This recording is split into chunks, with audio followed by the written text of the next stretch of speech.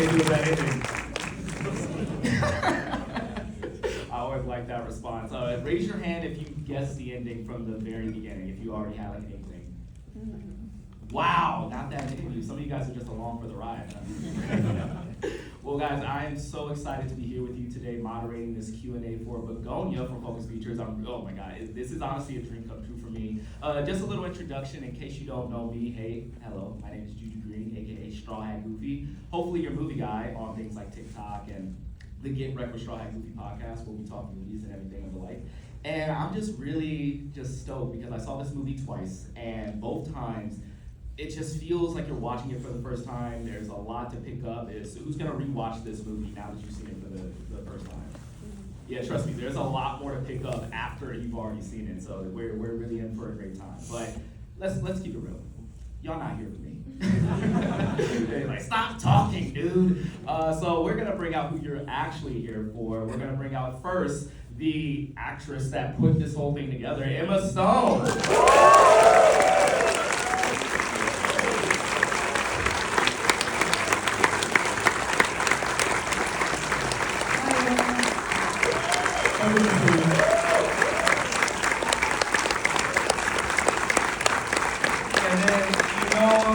You love him, you marvel at many of the things that he made. You might have also said, what the fuck?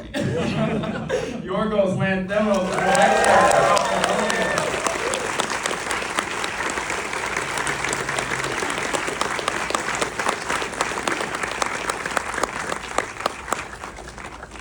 How are you doing, you two?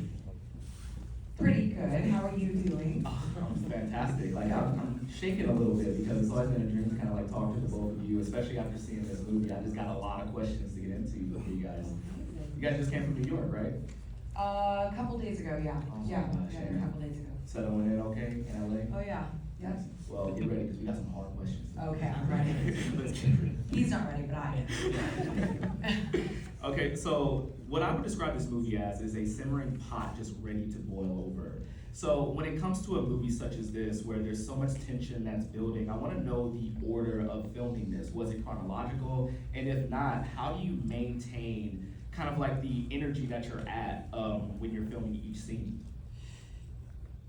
You ready? I'll go first. Okay, Yorgos' movie, I mean, you try to keep them as chronological as humanly possible, I think, which of course is not completely possible because of locations and many different factors, but this was relatively chronological, at least in the basement, which is the majority of the film. And so that definitely helps. And it's pretty rare to be able to sort of, see how the scenes are unfolding and go from there as an actor. And what would you say about it, about maintaining the tension? Yeah, I mean, it was great because we got to build the entire house. So as a house, just we didn't have good plumbing. It was, so James Price, the production designer, built the house in the countryside with the basement. So basically it was like we were on a location, which normally, if you wanted to build it, you would build a set somewhere in a studio, then you have to do the exteriors. But now having the actual house at one place and everything enabled us to do this, more chronologically, and then you keep track, where the story is better, and actors can keep track of, their character's arc, and it is better for everyone to do it this way. But yeah, it's rare to be able to do that. Yeah, I mean, I got this sense of watching it that obviously we are on location, and that gives it more of a textile, like you can actually reach out and touch this set that you're actually at, and I really appreciated that. But something that really impressed me about your shooting style, Yorgos, is that you chose to shoot 35mm VistaVision, which we're seeing a rise in that one after another did that this year as well. But it gave like the locations, especially like the enclosed spaces, this sense that we're in a world of their own. And I can like watch people like walking outside or Jesse riding his bike with like in this beautiful format, because it almost seems like we're on the outside looking in, like watching the lives of these people unfold, similar to what happens at the end. So I want to know from your perspective, like what was your reasoning for choosing to shoot in VistaVision for this film? Something that should have been small, but you kind of made it seem more grander. Well, you just said it right there. Well, we had shown a little bit of this division on Poor Things. We shot one scene there, the reanimation scene, because it didn't have any dialogue. And most of the VistaVision cameras that exist and are working today are extremely loud, so you can't, like, they sound like a sewing machine in the room. So it's hard to shoot anything, with dialogue. But because we love the images so much, Robbie and I kept, like, investigating it, and then we discovered this camera. Robbie's the cinematographer. Robbie is the cinematographer, sorry. Yes. You're a part of the You're team. Robbie. Part of the team. That's what one. The cinematographer. Okay, I have to pay attention. So we discovered this camera, the Will Cam, which, I guess you don't care what it's called. I mean, I would like to know what it is. Yes, the Will Will Cam. Cam 11. It's just one in the world that's functioning, and it's quieter than the really loud ones. So we tested that camera, we liked it, and for the reasons you described before, very eloquently, the larger format kind of creates this juxtaposition with the enclosed environment and the claustrophobic atmosphere. We decided that because this is a film that's really focusing on the characters and their journeys and their conflict and their what's the other word? Conflict. I'm not gonna help you. No, I've said that many times. We've heard it before. Confrontation. Thank you. You said thank you to yourself. Yes. You did it. I do that. did it. I do that a lot.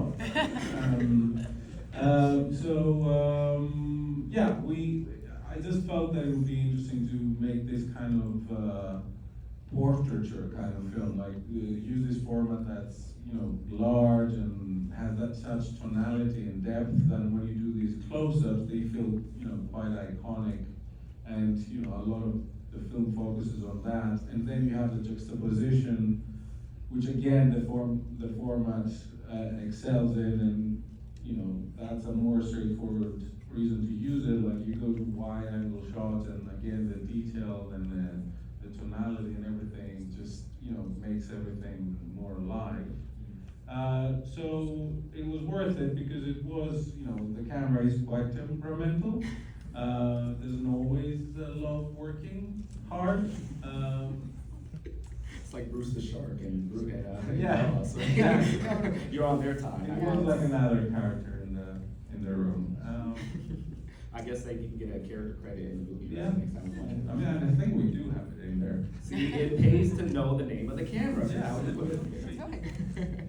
And I was really intrigued with you saying that it was only one of those cameras in the world. I can only imagine like the headache it is tracking that thing down and Yeah. hoping that it works for this film. It must have been pretty crazy. It was right here. It was in America.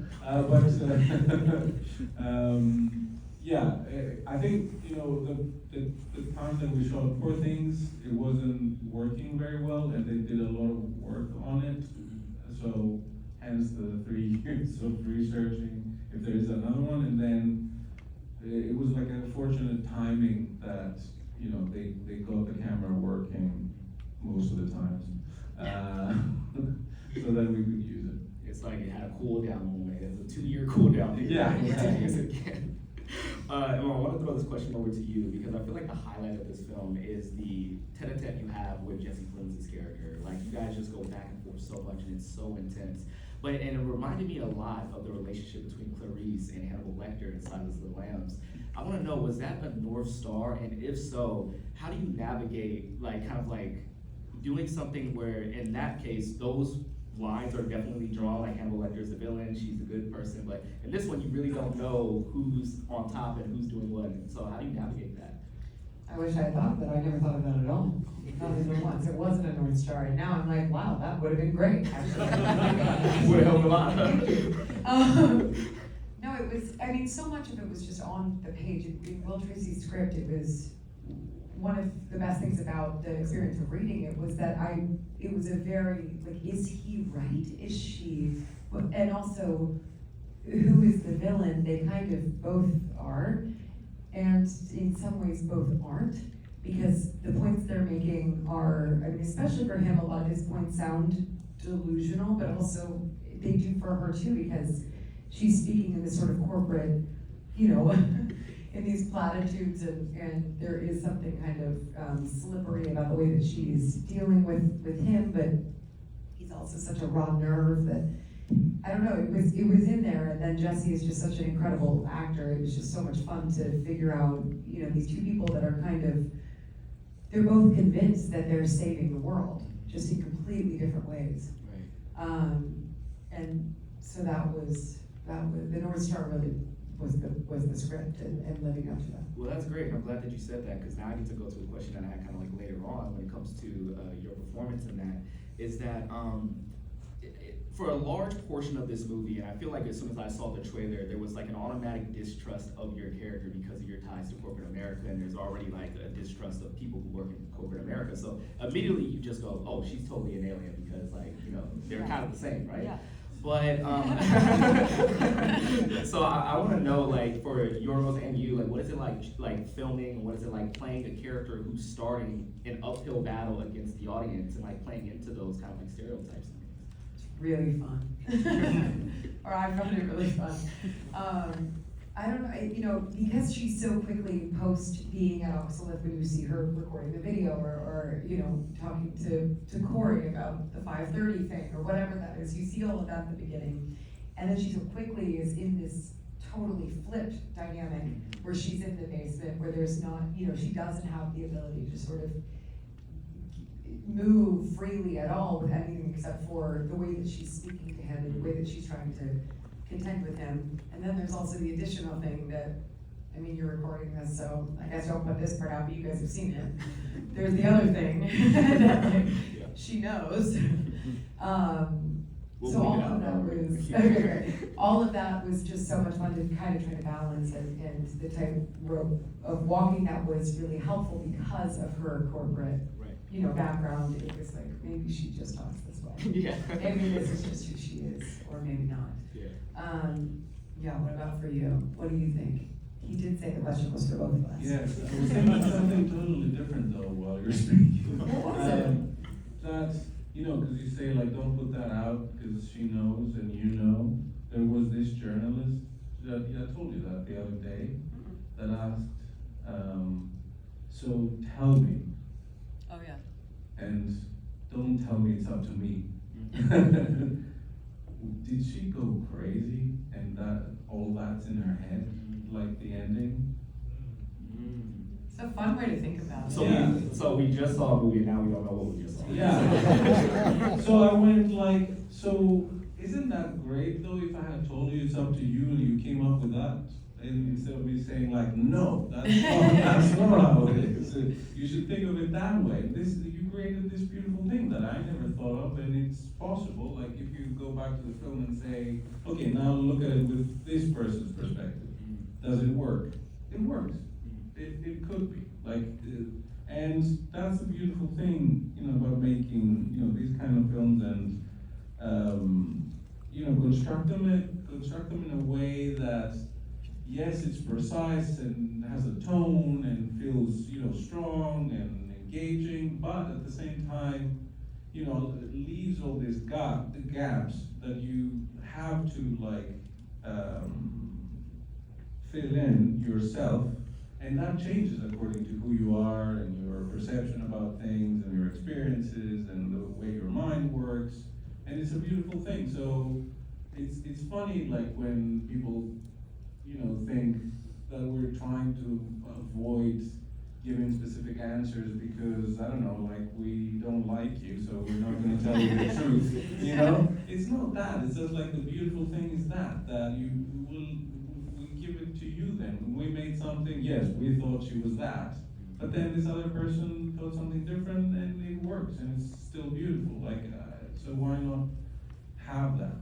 I think ambiguity is a beautiful thing about life, and it's definitely reflected whenever we see movies, right? And as myself who makes movie content for a living, and I put my opinions out on film, it goes exactly what you're saying. I can say that I love it, but my goal is not to tell you to see something because I love it. It's to be like, I love it, you might too. And then they can form those opinions on their own. I did love Bugonia, by the way. Well, good, because this is, it would be very awkward. It would be very awkward. Good thing it's not. Getting back into it, I want to talk to you about kind of like your performance and kind of like also that ambiguity and everything. I was in love with your facial tics in this film. One can say that they're very telling. Others can say, what's going on here? That's just how she acts. I want to know, were these facial tics kind of like curated? Did you think about these things, or was this you naturally just in the moment of it all? She has the tics. I do have those, but yes, there were definitely moments. I had never played a character where I thought about what the audience would think of the character upon the second time watching it, and that was really interesting. So there were times that we talked about little moments and additions and things that watching it the second time might feel a little different, but you could just be like, I guess that's just how she is the first time. But yeah, no, I do definitely have a good amount of facial tics that we navigate throughout the films that we made. So if you distrust Michelle, they're distrusting you is what you're saying. No, it's just, it's an unconscious thing. We all got them, mine sometimes show up the size of like a football field. Because of the projector, Yeah. I think like in this format, I think it goes exactly what we were talking about earlier, right? Like what we're seeing is that we're seeing these whole entire worlds in one shot. And I feel like your performance creates an entire world because we don't know what you're thinking, we don't know what your temperament is. So all those facial tics, I'm looking very closely, and you're just like, that's just me. Like, and I think that's No. It's not. No, some of that is. I promise. There's thought behind it, but it depends on the one. You'd have to point out the ones you're talking about, and I'll tell you if that was just a. We'll talk about it offline. Yeah. Obviously, there's a lot of conversation around you shaving your head for this film. There was whole screenings where people shaved their heads. Have you guys seen them? Wait, where are you at? Where are you at? Hey. Yes. How do you feel? Free. Isn't it amazing? Yeah, it really is. I couldn't stop rubbing it every second of the Yeah, me day. too. Yeah, it's the I best. actually got turned away, but then I had to go to the bathroom, and then they let us in, a few of us, because they found out that I was really going to shave my head. Yes. Because I ran out of shampoo that day, and I'm gonna let the movie gods decide. That's amazing. Oh, I'm so glad. Welcome. Welcome to freedom. Well, that's an amazing story, but what I want to know is between you two. No, you're good. No, I really enjoyed that. I was going to say, I It's just there the cameras around. I was just going to say, we should have got a camera for that. We could have like documented the whole thing, But, I have it in stacks, so please, after. Got it. however, you two did document it. There's a moment in the movie where you get your head shaved in the car, and I just want to know, was that in real time? What's the anatomy of filming something like that? What's the choreography? Like, it's a one-shot deal, so I just want to know kind of like what went into that pivotal scene. Yeah, it was in real time, but we ended up setting up setting, I didn't set them up, 4 cameras to make sure that it was captured. But the thing that was tough about that was I've known for, a solid year and a half I was gonna shave my head, I was prepared. But when you're setting up 4 film cameras, things, it's like, we're gonna need another 30 minutes, we're gonna need another hour. And I was just pacing back and forth in the trailer, going like, oh my God, is it time? Is it time to shave my head? It's like, in about 45 minutes, but this one is being, and that's when I started to sort of freak out. But then it was great because, I just had to lay down and stay still. Okay, that's all you have, the easiest job. That was it, and then it was free. Nice. Yeah. Yorgos, tell me what it was like in your mindset, kind of like looking through that camera and being like, we gotta get this right, because you only have kind of one shot at this, and like you just said, it was a lot of preparation that went into it. So talk to me about your thought process as a director, not wanting to permanently mess up Emma's hair. Well, it was nerve-wracking. It was like we had to practice before with a specific trimmer. We practiced on wigs with real hair, how it cuts and how it needs to be done. But then the hand movement need to feel like, kind of natural and kind of clumsy because he's doing it like quickly, and Dawn's not necessarily the most proficient at cutting hair, as he himself says, it's not coming off. So yeah, I mean, we only had one chance to basically get it, and then we were preparing with like extra hair, and like in case we needed to put like some hair on and fake it if it didn't go well, and there were these wigs that would have looked terrible if you had to do it on a wig, but thankfully, yeah, like the cameras worked, and we captured it, and Emma looks good too. and she looks amazing in the shaved head, by the way. Thanks, guys. Would you rock it again, just like out on the street, just like this is me now? I think you can. Maybe someday. Never say never. I mean, we got to shave it every 2 days for months, so it really just stayed super shaved, and felt like I had the experience. But yeah, hell yeah. Excellent. Let's do it. Well, that's not fair right now. No, not right now. I'm surprised I brought my clippers with me. Was that like one of the first scenes that you shot? Because you are involved for a majority of the film, or was there like a couple of things that you shot with hair and then you jumped into it later? Well, all at the beginning, Michelle at the beginning and Oxalate and everything, I had hair. And then, yeah, I think it was about 2 weeks maybe into shooting. Like script wise, story wise, we did it, yeah. The reason why I asked is because once like this is gonna get nominated for a ton of Oscars, like that hair and makeup's gonna go crazy, because like when you put on the hair after and the hair before, they look the same, so it's really cool how the wig like matches, right? So glad. Okay, yes. We'll tell Torsten. Torsten was our hair makeup designer. I'll be very happy. The person is. Yes. So we talked about this a little bit in our virtual interview that we did about how usually going into a Yorgos production, there's like games and exercises and things of that sort, but you didn't get to do that this time around because you guys were just coming off of Kinds of Kindness. Which Yorgos, you're just popping out, aren't you, man? just saying, dude. Well, I just said the other take, I'd like to take a break after having made 3 films back to back, and it has blown up. Like I said, I'm like retired and like I just said, I need a break, like go on a holiday. I haven't stopped for like 6 years or whatever. Like, give me a break. I have a TikTok idea for you. Use the Hamilton soundtrack, the non-stop song. Why do you write like you're running out of time? It's like all your movies back to back. That's you right now. You're Alexander Hamilton. But coming right off of Kinds of Kindness and going into this, funny enough, there is a story in Kinds of Kindness that has to do with identity and deception and kind of like not knowing who is who. Did you carry a little bit of that from Kinds of Kindness into that? Be using that overlap as almost a superpower for Bugonia? No, that's another one of those that you're putting together, and I'm very grateful later on.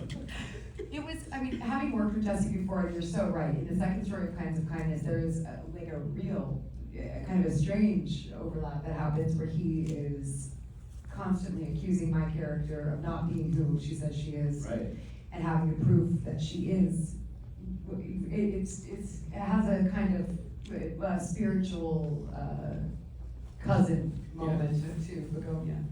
And so I think just having done Kinds of Kindness together, and it's 3 short films together, felt like this was our 4th movie. Yeah. So not having rehearsal for this was actually kind of okay, because we had just done all of these different characters together. Yeah, exactly. And there was so much dialogue in this particular film that it ended up just being a lot of running lines. And just making sure it was within us so that we weren't searching for it. Yeah, but typically our rehearsal process is very fun and very silly. Well, it seems like you guys are having a lot of fun and silly times on this movie, so you got it already. It's all good. Yeah. I'm a professional overthinker. It's literally in my bio, so that's why I told you I was gonna hit you with the hard. I love it. It's incredible. I'm a professional. Should be thinking more. So maybe we could meet in the middle. This is how our friendship forms. That's guys. right. That's right. This is how it Balance. happens. I saw fingers on the side. How much time do we have? Because we could do this all day. 5 minutes? Ooh, yes, good. 5 minutes of playtime. Oh, boy.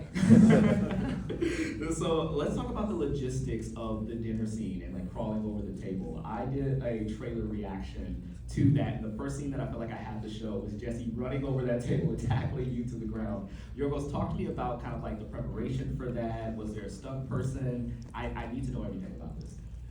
Yeah, well, there was a stunt coordinator and stunt people, and it was very choreographed. So we started with ideas, how it would be, and I think at some point I thought that it would be interesting for Jesse to just like go, because I think we're trying to find a way, how do they, how does he go close and, there's no reaction, so that it's immediate and impactful. So we came up with that idea, and I think in general, with all the fight, action, seeing violence scenes or whatever, the stunt people would, running through and show it to the actors, doing like, slower and softer, until, the time was right to just go for it. And I think we did that like a couple of times, and, it worked really well. And, yeah. And you said there was a stunt coordinator, so you're saying that's Emma getting tackled and being thrown onto the ground in that scene? In most of the shots, it's especially the one from the back, it was you, and we had all these mattresses at the back, and there might be moments when there's a stunt person, like when you do it. When there was full contact at full speed, it was a stunt person, Yeah. because I've broken 7 bones and I have a real. Not on this film. In my life, before I was 30, I've broken 7 bones, and I have a real, I'm going to break a bone if there's like crazy impact. Yeah. I think I have bone density issues, and apparently I'm supposed to go get a DEXA scan. But yeah, so the full speed was a lazy devil. Yeah. With a really, really awesome prosthetic bald cap, and I was like, I guess you could do that. You do. Listen, I saw that, and it's so impressive just how that scene was put together. And my first thought was like, damn, Emma Chicken is like a champ, So that was incredible. Yeah, the tackle early on when they kidnapped me, that was for sure me being tackled, and I definitely did not make Jesse feel better about that. 'Cause I was like, just so you know, I really break bones very easily. So you talk to me like, I'm pretty freaked out, okay? He's like, oh my god, okay. Like, I made it much harder on him. Not very helpful. I'm not an athlete.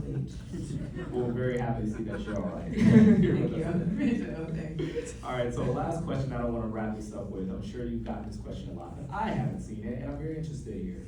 What is a conspiracy that no one can tell you that is not real?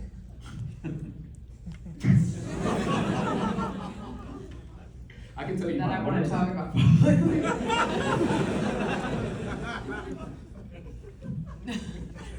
You're gonna really struggle with this, aren't you? Imagine if I was just like, the moon landed. No. What's a conspiracy that nobody can tell me it's not real? And we're out of time. I'll I tell you gotta mine. think through. What's yours? Dave's Hot Chicken in the front. You guys like Dave's Hot Chicken? Dave's Hot Chicken. If you're in LA, and I've seen it pop up all around the country now, hot chicken spots have just been popping up all over There are the a place. lot of hot chicken And it's only in the last like 4 years. And it's like, who gave a loan to like 20 different hot chicken joints? Right? There's Dave's Hot Chicken, Chick's Hot Chicken, You think Lady's it's Hot a Chicken. front for what, the mob? It could be the mob, it could be drugs, it could be something. That's no conspiracy theory, that's like crime. Investigation. It's Breaking Bad is what it is. That's what it is. It's Los Hermanos. You solved the crime. I'm just saying, Dave's Hot Chicken, your days are numbered. I don't want to. You're just coming to help I wish I memorized that, but like Jerskin, our composer, went into a rant the other day about like something with McDonald's and the Big Mac thing is like here and in England is different and like there's something missing in between. And there's like that whole thing. Like I wish I could have memorized to tell you. It was very funny, but Yeah. I'm sorry. But maybe you can find it online somewhere. Jersey Fendrix talking about Madonna. Conspiracy theory, just look it up. So many people are like honestly double thinking their trip to McDonald's after this Q&A, so. Oh, we have to know what it is. Yeah, well, check it out. We'll check it out. Okay, for sure. All right, so I believe we're out of time, so you're off the hook for your conspiracy theories today. I'm gonna keep thinking. We'll keep thinking about it. But thank you so much for talking to me about this movie. It was such a pleasure to have you guys. It was Thank amazing. you so much. Thank you guys.